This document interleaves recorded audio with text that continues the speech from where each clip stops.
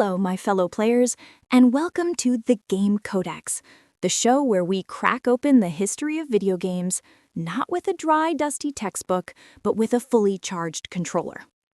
For over 30 years, the gaming landscape has been defined by one thing: rivalry. Not just polite competition, but all-out, no-holds-barred, schoolyard argument-fueling war.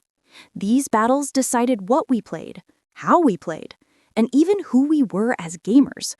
They were fought in living rooms and through some of the most audacious marketing campaigns ever conceived.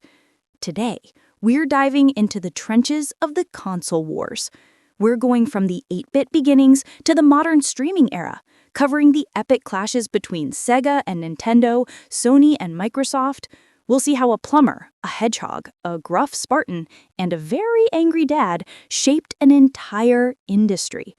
This isn't just about hardware. It's about attitude, innovation, and the very identity of a generation of players. So, grab your favorite beverage, settle in, and prepare for a journey through the decades-long grudge matches that gave us the games we love. This is the Console Wars, a 30-year rivalry. To truly understand the console wars, we have to start not with a game, but with a gut punch, an advertisement. Picture it, the late 1980s. Nintendo isn't just a player in the gaming world, it is the gaming world. After the great video game crash of '83, the Nintendo Entertainment System, or NES, didn't just revive the industry, it effectively owned it. It was a friendly, safe, family-oriented kingdom ruled by a cheerful, mustachioed plumber. And then came Sega. Sega was the brash, loud-mouthed new kid in school who saw the king on the hill and decided the best way to introduce himself was with a shove. They didn't just want to compete, they wanted to declare war. And their weapon of choice? One of the most iconic and brutally effective marketing slogans in history: Genesis does what Nintendon't. Now, this wasn't just a catchy phrase, it was a multi-pronged attack designed to position Sega as the cool, powerful alternative. Let's break down what Nintendon't actually meant. First and foremost, it meant power. The Sega Genesis was, technically, a more powerful machine. It could process information faster, which Sega claimed resulted in blast processing, a term that sounded incredibly scientific and impressive, but was in reality mostly marketing genius. It essentially meant the games could feel faster and more intense. And they had the proof. Games like Contra Hardcore and, most importantly, Sonic the Hedgehog. While Mario was methodically navigating obstacle courses, Sonic was a blue blur of tude, zipping through loops at breakneck speed. Sega was selling speed, and by extension, excitement. Secondly, Nintendon't meant maturity, or at least a teenager's idea of maturity. While Nintendo was firmly planted in the for kids aisle, Sega leaned hard into an edgy, rebellious attitude. Their ads featured live-action teens in leather jackets. Their spokesman was a bespectacled nerd named Sega Steve who would smugly put Nintendo players in their place. And they even launched a notoriously controversial campaign for Night Trap on the Sega CD, which directly challenged Nintendo's family-friendly image and ultimately led to congressional hearings. Sega wasn't just selling a console, it was selling an identity. You weren't a kid playing with toys, you were a gamer, and gamers played Sega. Finally, the slogan was a masterclass in psychological warfare. It was direct, comparative, and deliberately dismissive. It didn't say, Sega Genesis is also good. It said, your beloved Nintendo is lacking. It is deficient. It doesn't. This framed the entire conversation around Sega's strengths and Nintendo's perceived weaknesses. It gave kids on the playground the ultimate comeback in any argument. It was a meme before memes existed. The impact was seismic. For the first time, Nintendo had a competitor that wasn't just challenging its market share, but its very philosophy. The battle lines were drawn not by specs alone, but by culture. On one side, you had Nintendo's colorful, polished, and safe world. On the other, you had Sega's speedy, edgy, and rebellious counterculture. This marketing campaign didn't just sell consoles, It created a schism in the gaming community that still echoes today. It was the shot heard round the gaming world, and it proved that in this new war, words could be just as powerful as processors. Before Sega could declare war, there first had to be an empire to rebel against. And to understand that empire, we have to talk about the great video game crash of 1983. Imagine a world where the very phrase video game was a dirty word. The market was flooded with awful, low-quality games, the infamous E.T. the Extraterrestrial for the Atari 2600 being the poster child for this disaster. Retailers were stuck with millions of unsold cartridges, which were literally buried in a desert landfill. The public had lost all faith. The home console was, for all intents and purposes, dead. And into this post-apocalyptic wasteland marched a plumber from Kyoto. Nintendo's approach to the North American market was nothing short of a masterstroke of corporate cunning. They knew retailers would never touch another video game system. So what did they call it? The Nintendo Entertainment System, the NES. Not a console, mind you, but an entertainment system. They even sold it with a robot, ROB, to further the illusion that this was a sophisticated toy, not a risky video game machine. This was Nintendo's first brilliant move, rehabilitation. They didn't just sell a product, they rehabilitated the entire concept of gaming for a skeptical public. And then came their second and perhaps most important masterstroke, the seal of quality. See, during the crash, the problem was that anyone could make a game for the Atari, and many of them were terrible. Nintendo solved this by implementing a lockout chip in the NES. If you wanted to make a game for their system, you had to get a license from Nintendo. They controlled the supply, they enforced standards, and they took a hefty cut of every single game sold. It was a walled garden, but after the scorched earth of the crash, that garden looked like paradise to developers and consumers alike. And what a garden it was! The games were legendary. Super Mario Bros. Wasn't just a game, it was a cultural phenomenon that defined the very language of side-scrolling platformers. The Legend of Zelda offered a sprawling, save-enabled adventure you could get lost in for weeks. Metroid, Kid Icarus, Castlevania, the NES built an unparalleled library of iconic franchises that are still powering Nintendo today. By the end of the 1980s, Nintendo wasn't just the market leader, it was the market. They had a 90-95% market share. They had resurrected an industry and then held a near total monopoly over it. Their image was clean, their games were magical, and their control was absolute. They were the benevolent but firm king of a unified gaming kingdom. But as any history buff will tell you, empires that seem unshakable often face their greatest challenge not from outside, but from within their own walls. And Nintendo's greatest strategic error was about to hand their fiercest rival the key to the kingdom. So we have King Nintendo, sitting comfortably on its throne. How do you challenge a king? You don't try to out-king him, you become the rebel, the revolutionary. And this is where Sega's true genius, a genius for marketing, if not always for hardware, came into play. We've already talked about their killer slogan, Genesis does what Nintendo don't, but that was just the battle cry. The entire Sega campaign was a meticulously crafted image of cool. While Nintendo's world was one of bright colors and fantasy, Sega's was dark, urban, and bathed in the cool blue light of a teenager's bedroom. Their mascot, Sonic the Hedgehog, was the embodiment of this. He wasn't cheerful and industrious like Mario. He was impatient, cocky, and tapped his foot if you left him idle for too long. He was, in a word, 90s. Sega's marketing team, led by the legendary Tom Kalinske, understood something crucial. They were selling to kids who wanted to feel older, so they created an entire persona around the Genesis. The ads weren't about the games, they were about you. They featured cool teenagers, often breaking the fourth wall to directly address the viewer, telling them that Nintendo was for little kids, but Sega was for them. They ran commercials on MTV, not just Saturday morning cartoons. They had an edgy, almost confrontational tone. One famous ad just showed a Sega Genesis with the text Sega on screen, while a voice said, "And now, a public service announcement from your friends at Nintendo," followed by a condescending, high-pitched voice saying, "You really should be doing your homework." Then, the deep, cool voice returned.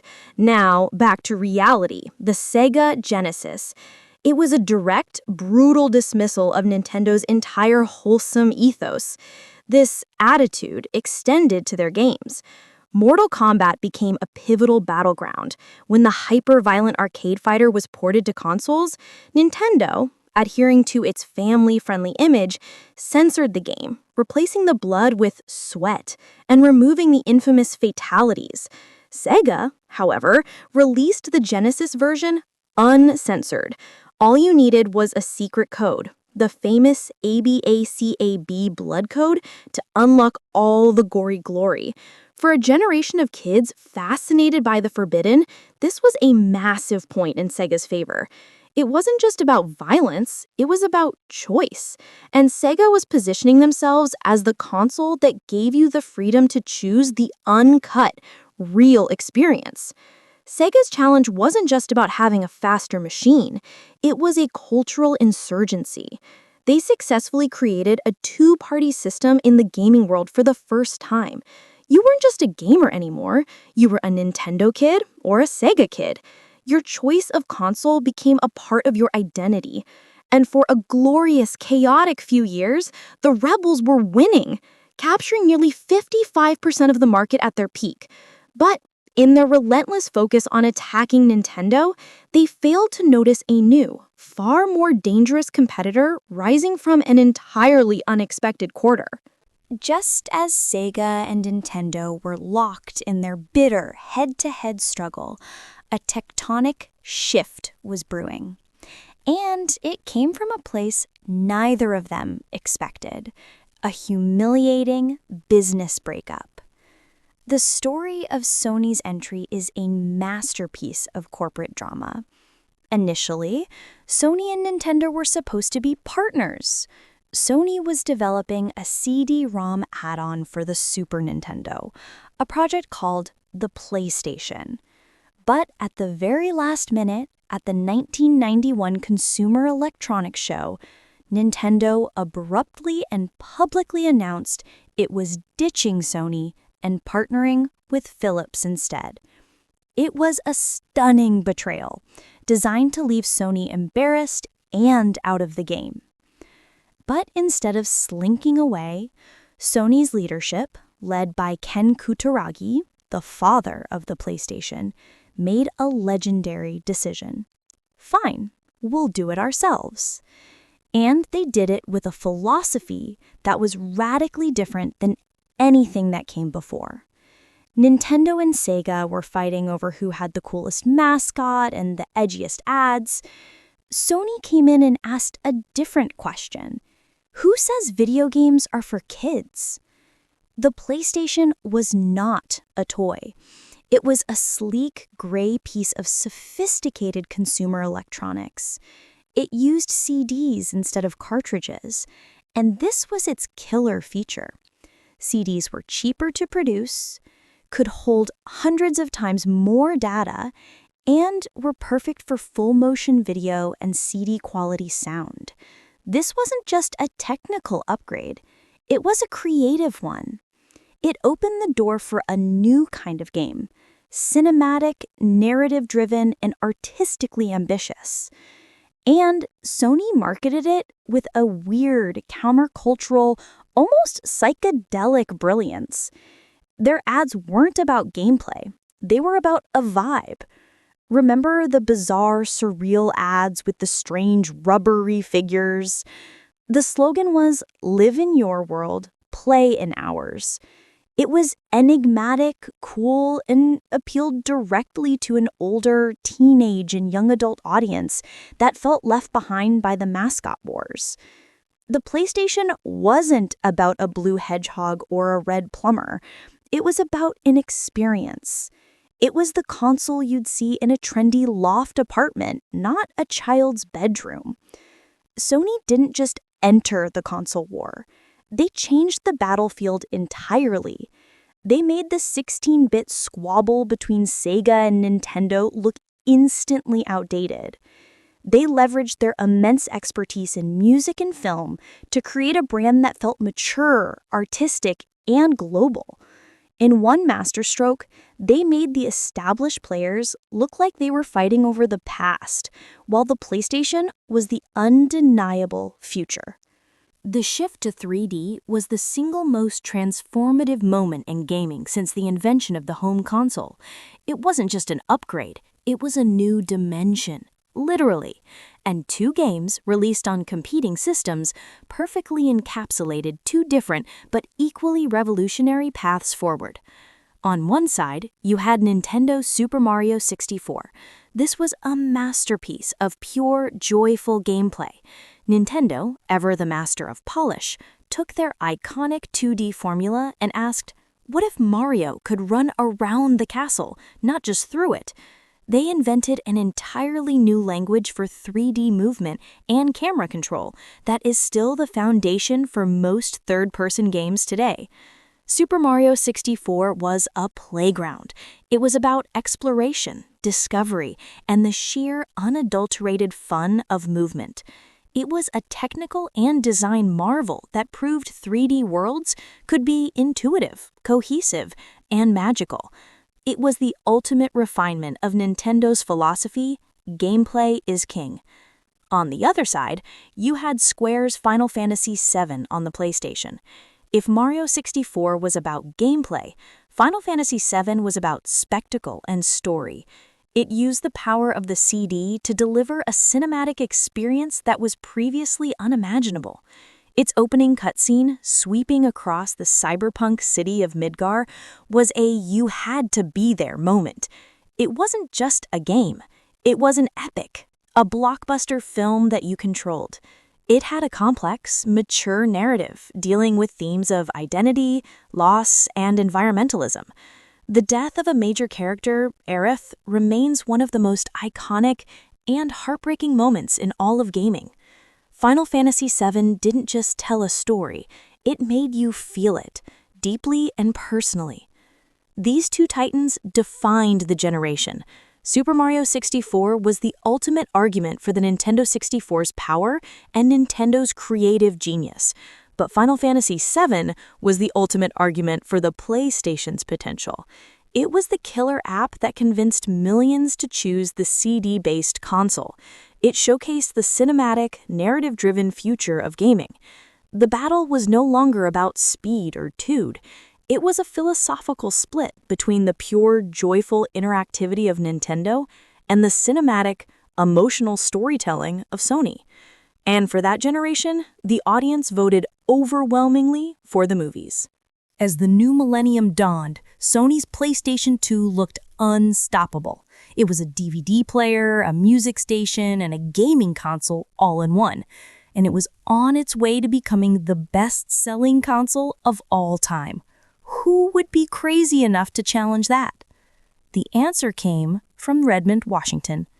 Microsoft, the titan of PC software, decided to enter the fray with the console so big, so black, and so aggressively American that it looked like it could bench press a Sony Vaio.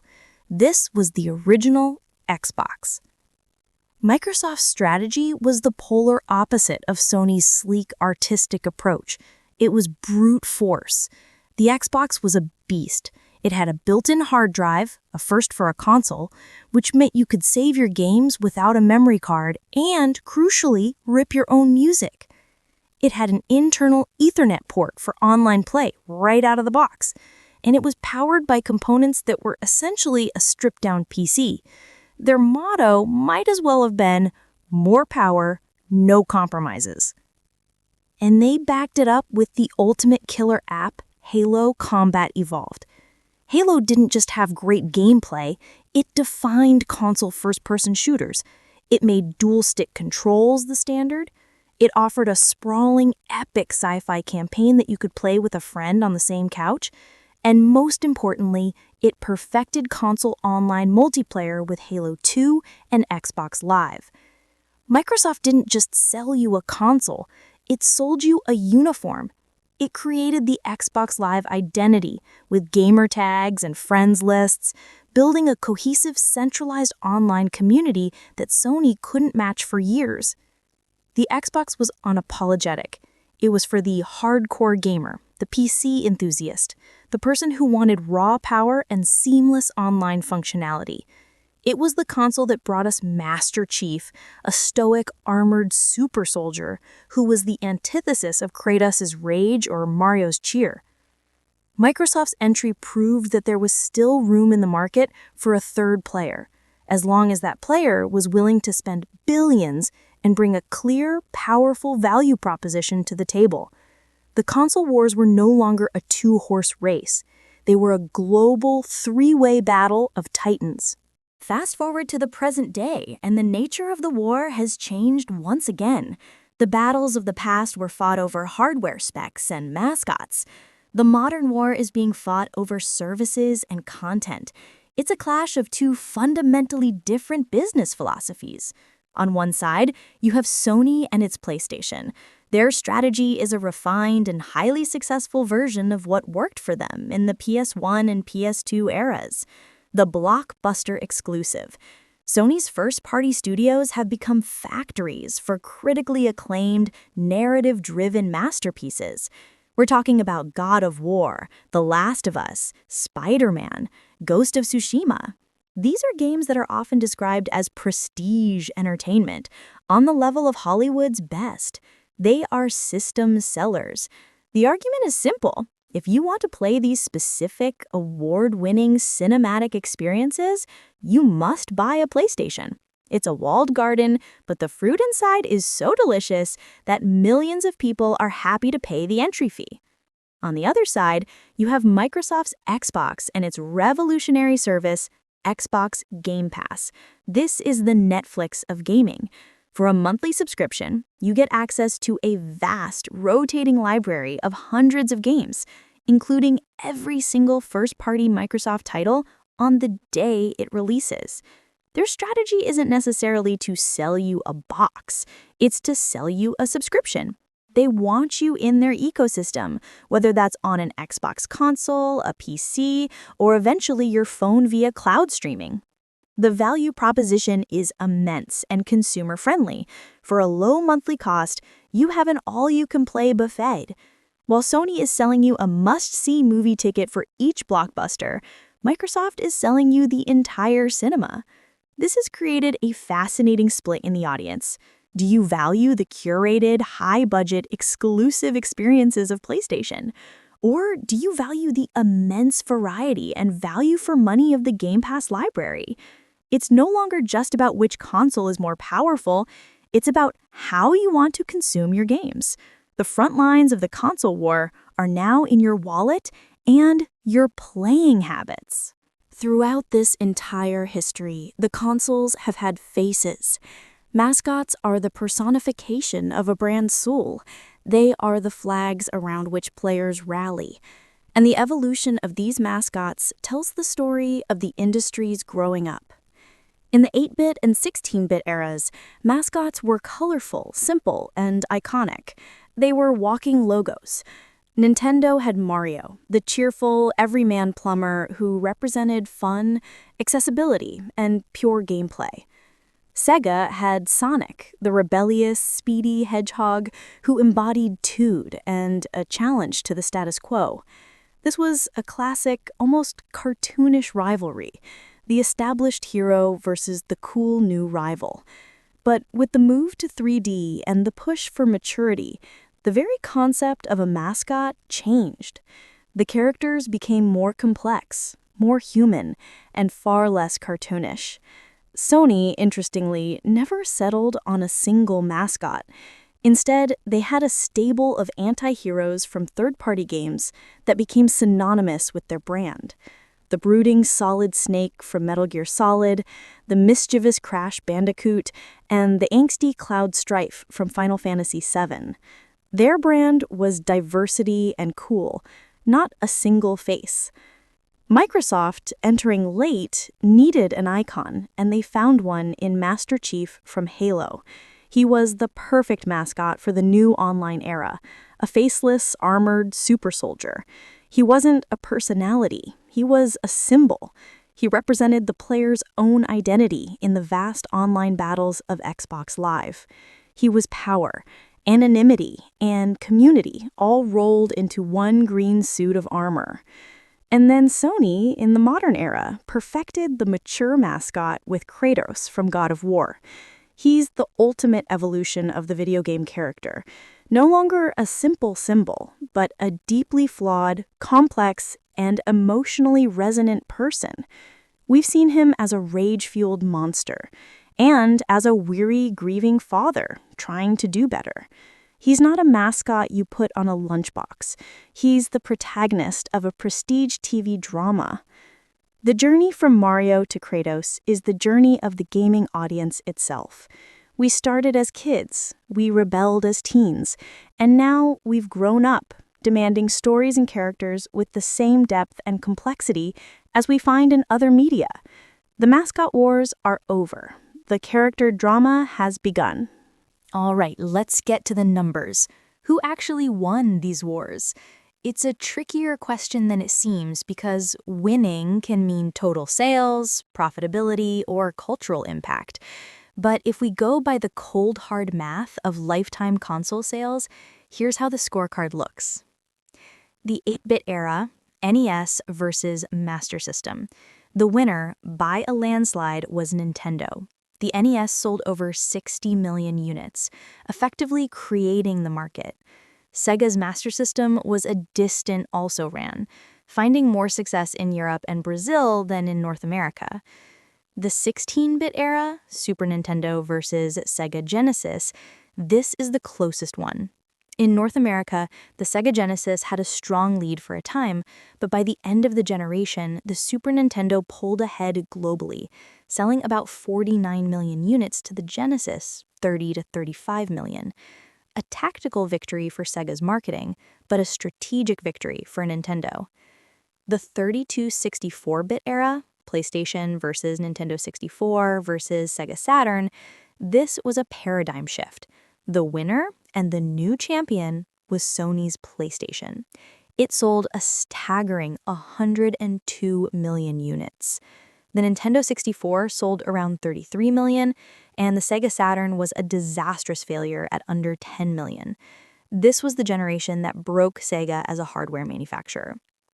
The 128-bit era, PlayStation 2 versus Xbox versus GameCube, this was the undisputed, undefeated, best-selling champion of all time, is the PlayStation 2, with over 155 million units sold.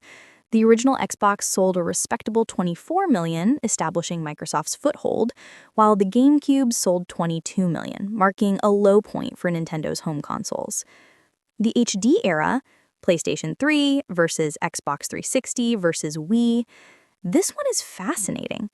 In terms of pure console sales, Nintendo's Wii won with over 101 million units, thanks to its revolutionary motion controls that captured the casual market.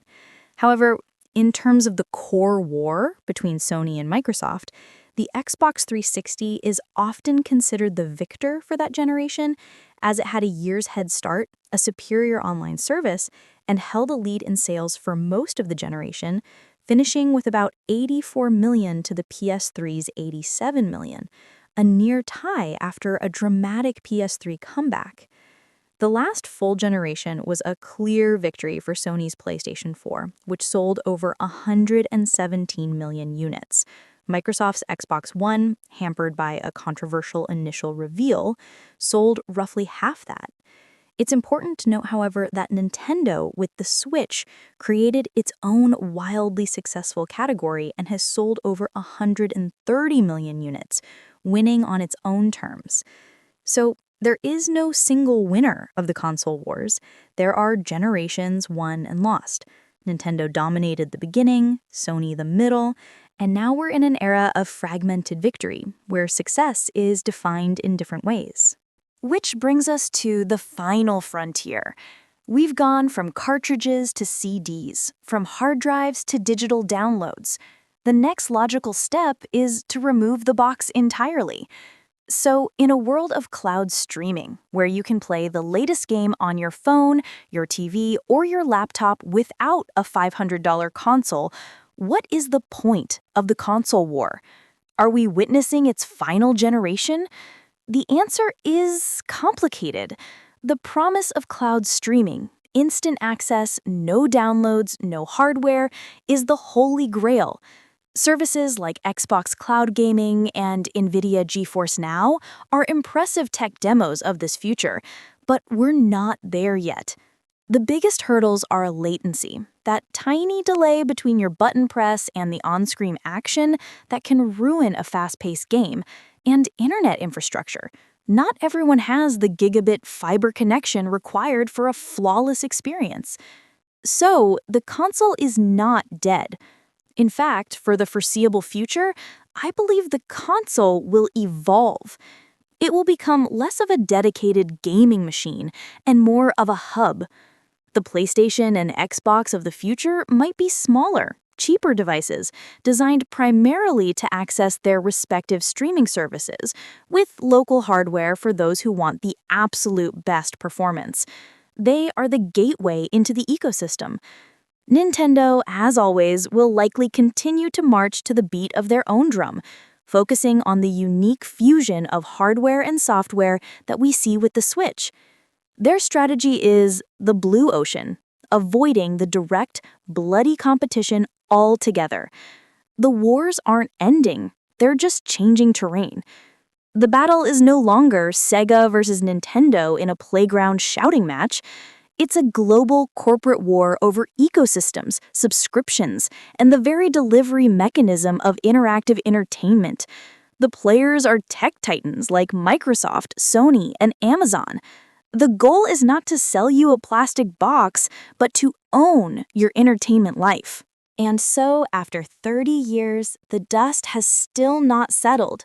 From the blast processing of the Genesis to the cinematic stories of the PlayStation, from the online armies of Xbox Live to the convenience of the Game Pass library, these rivalries have done more than just sell consoles. They have driven innovation, defined childhoods, and shaped the very art form of video games. The constant conflict forced everyone to be better, to try harder, and to give us, the players, an incredible array of choices and experiences. So the next time you argue with a friend about which console is better, remember, you're participating in a grand, decades-old tradition. You're a soldier in the console wars. And honestly, it's one of the most fun wars ever fought. Thank you so much for watching this epic history.